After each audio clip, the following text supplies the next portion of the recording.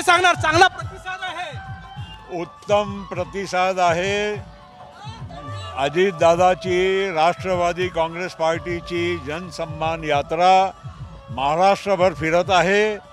प्रत्येक विभागामध्ये आम्ही जाऊन आलेलो आहोत आणि ज्या पद्धतीनं लाडकी बहीण योजना असो, बाकी पण अनेक योजना जे दादांनी दिली आहे, महायुती सरकारने दिली आहे, त्याला लोकांचा पूर्ण पाठिंबा आज दिसत आहे. आज विदर्भाच्या शेवटच्या आपला हा टोकाचा भाग भंडारा गोंदिया जिल्ह्यामध्ये जनसन्मान यात्राचा आज प्रवेश होत आहे.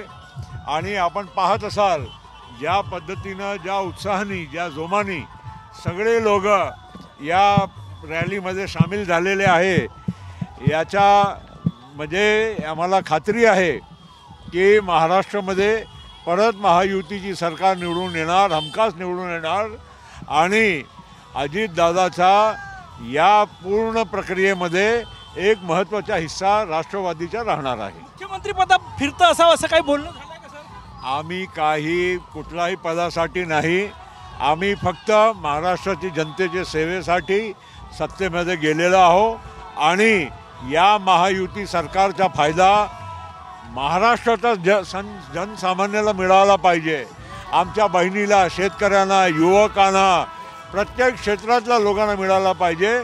त्याच्यासाठी काम होऊन राहिलेलं आहे. राज ठाकरेंनी अप्रत्यक्षरित्या लाडकी बहीण योजनेवर टीका केलेली आहे. राज्याचं वाट लागेल असं ते म्हटले. ज्यांच्या पोटात दुखते ते लोक जसं बोलतात.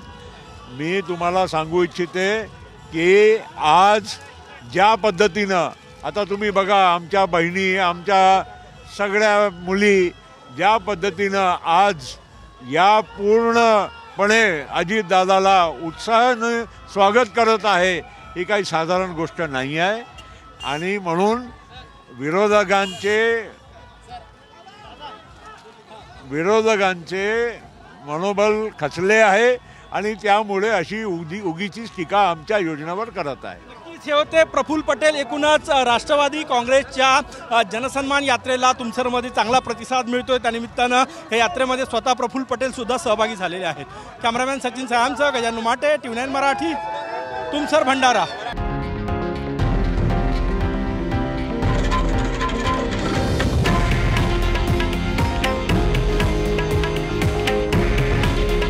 हे आहे देशातील नंबर 1 न्यूज नेटवर्क आणि आपण पाहत आहात TV9 मराठी.